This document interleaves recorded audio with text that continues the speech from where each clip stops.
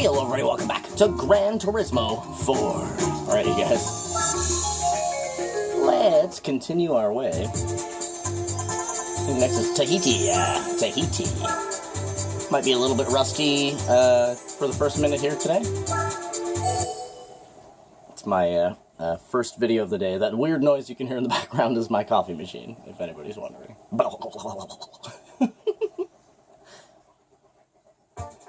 Alright, we got a Audi Quattro to go up against. I believe I made some adjustments? Yeah, I made some adjustments. We didn't touch the brakes. I increased tow to -2, decreased to 0.9, raised by a mil, and increased each of these by 0.4. Just showing you guys what I did. And we went from 7 to 8. Oh yeah, and the on the VCD, we went from 31 to 29.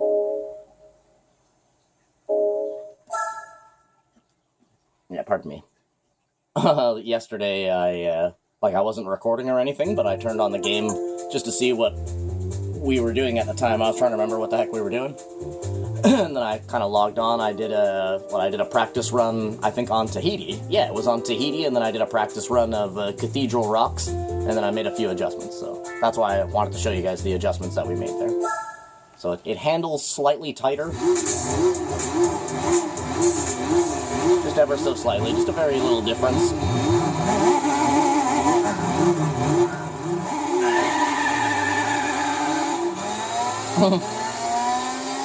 Friggin' see you, buddy.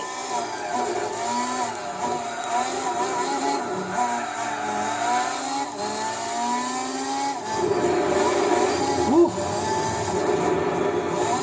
I have to remember Gran Turismo 4. Gran Turismo 4's version of Tahiti is a little bit different than the Gran Turismo 3 version. Ooh, and it's only in the fastest section that it's a little bit different. Every other piece of the track is the same, except for the top line. I'll mention it when we get there.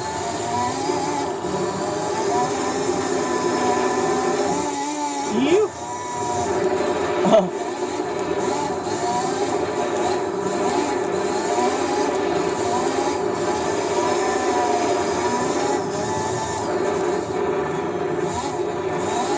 I've been playing the hell out of Gran Turismo 4 on my own time the last couple of weeks there, putting 100 miles on every car in the game. I think I'm up to like car number 225 right now or something like that. So I'm about a third of the way through. Yeah, this section right here is different than it was on Gran Turismo 3. On Gran Turismo 3, it's a slight left into a straight downhill left. But you can see back there we actually had to take a pretty drastic right hand there to get to this little section here. So that is the only part of Tahiti that is like different track-wise from Gran Turismo 3 to Gran Turismo 4.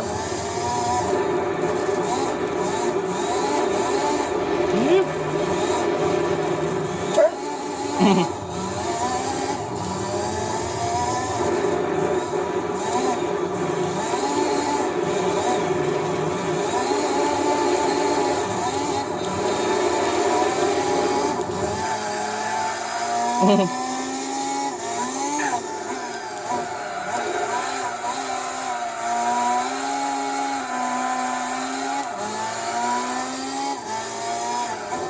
I love going from the dirt to the surface, like a street surface in this track. It's so good. I like coming the opposite way though, because you really get tossed right here, like coming the opposite direction.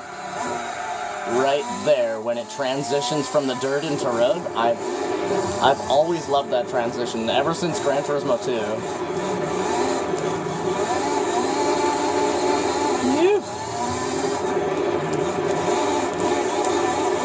We were looking through the looking at you through the glass, you know? We were on the other side of the fence there.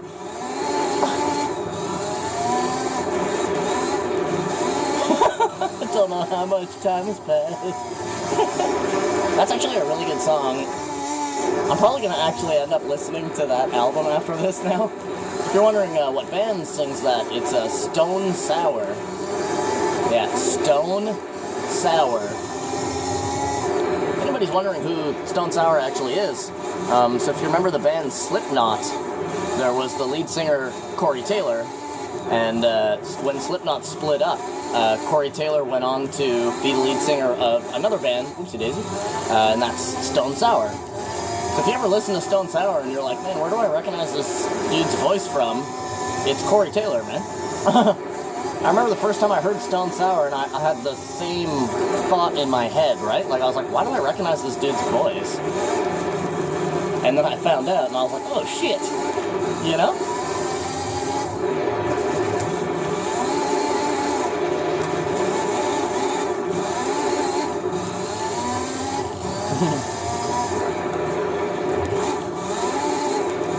Hear the transmission dump there when I pulled the e-brake? Awesome.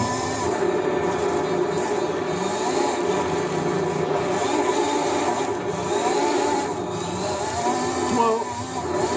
Turn. Oh my god! Oh. Oh, listen to that. Holy shit, I'm sorry I almost killed those people. The sudden acceleration there.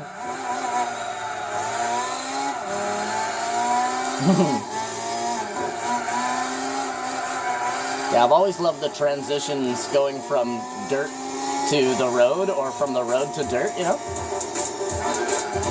That's what just happened there. If you're wondering, I lost control because we went from the dirt to the street surface, and it's quite a reaction on the car, right? Suddenly going from dirt to, like, asphalt, right? It's a very sudden action on the car. You gotta be really quick to catch it. And I just lost my back end a little bit there. That's why this game's so goddamn good. The realism of this game is absolutely second to none. Even Gran Turismo 5 and 6 and stuff don't even calculate to Gran Turismo 4. Personally, I think that Gran Turismo 5 sucks ass.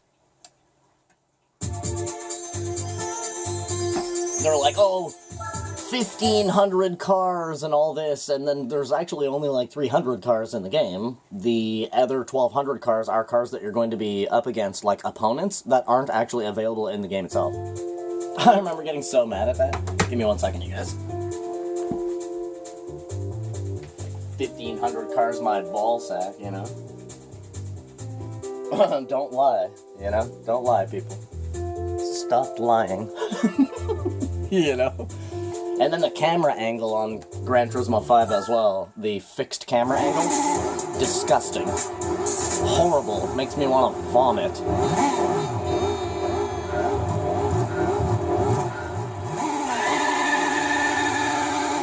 Like, even the camera angle in Gran Turismo 4 is actually a little bit too stiff for me. I like to be able to see a bit of the side of my car when I turn. Whoa. Gran Turismo 3 has the best racing camera in any, like, car video game that there is. Gran Turismo 3. Because it shows you the, shows you the inside of your tire.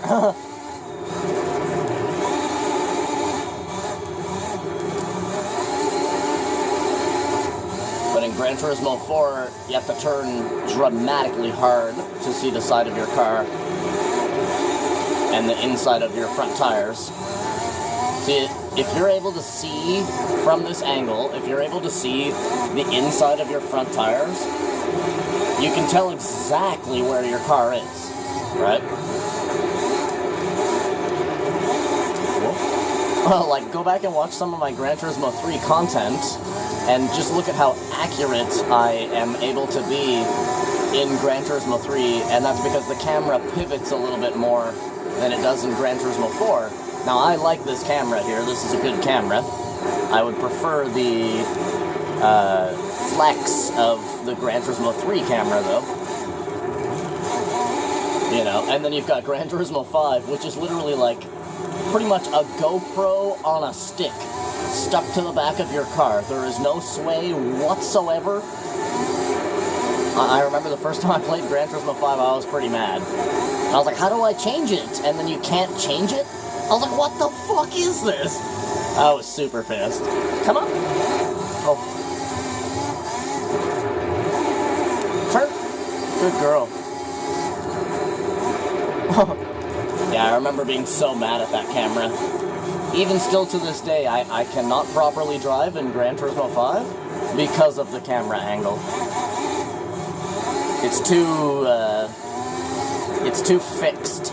It doesn't move at all from the center of your vehicle. And it causes it to be very difficult to see as well when you're trying to do stuff at high speed. You adjust your heading slightly, and the whole entire... It's hard to explain, you know, like... Anybody who's played Gran Turismo 5 is probably sitting there nodding their head along with me right now, and being like, yep, that was my main complaint. I couldn't stand that shit. I actually have more fun playing Gran Turismo 5 on B-Spec than I do on A-Spec. I shit you not. Whoa. I was trying to go up onto that curb there, but we're actually so low that we hit it.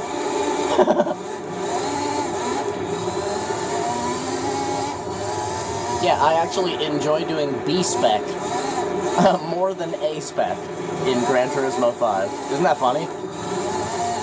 Like, what the fuck, man? Gran Turismo 6 has all of the camera options. You can basically do whatever the hell you want with your camera in Gran Turismo 6, which is nice.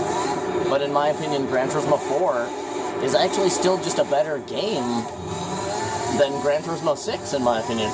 It sounds crazy, right? But I'm sure there's a lot of people who are agreeing, and I'm sure there's a few who are probably like, you're insane. I understand, you know. The whole Gran Turismo series is like the best racing series there is, hands down. That goes without saying. Whoa. I just think that Gran Turismo 5 could have used a little bit more work, and they should not have put on the back of the case that there was 1,500 cars in the game when there's only about 300. That's not, you know what I mean? Now, here's the thing, right? It's a little bit hard to explain.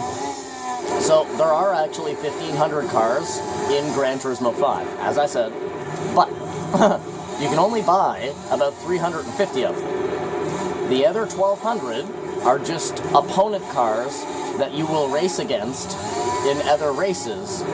Like, you'll see, like, just for example, I don't know if the car is actually in the game or not, I'm just using this as an example, so if you're getting ready to go into the comments and be like, that car's in the game, what do you mean, man? Like, just shut the fuck up. So, I'm just using, like, a Honda Del Sol, for example, right? Let's say I want a Honda Del Sol, but it's just simply not available to me. It's actually not in the game for me to be able to purchase and own. But if I enter, say, a front-wheel drive race or something, well, there's a Honda Del Sol right there. You understand what I'm trying to say? Like, the other 1,100 cars are just opponent cars. You can't actually buy them. So, sure, yeah, there's 1,500 cars in the game, but you can only buy, like, 300 and some of them. Kind of sad, you know? When I found that out, I was like, man, that's a fucking just straight-up obligatory lie to put that there's 1,500 cars. You know what I mean? Yes, we got the 5. You know, don't tell me there's 1,500 cars if there's only 350. And then the other 1,100 are basically NPC cars? What the fuck? I felt pretty ripped off. Cathedral is our next rally event.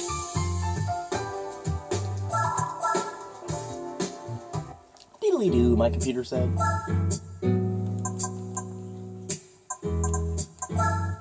Now we don't need this. Or, it's a French car. We'll hold on to it for now. There's so many races in this game, you never really know what you need, right? What are we doing here? There it is, you guys. Yeah, man, thank you guys for coming out watching this episode of Gran Turismo 4. Do me a favor, guys. Leave a like in the video, maybe even subscribe to the channel, and I freaking love you, and I wish you the total best. Hope you guys have a freaking awesome rest of your day, and as I always do, I'll see you in the next one. So you better be sure to have a good... Bye-bye.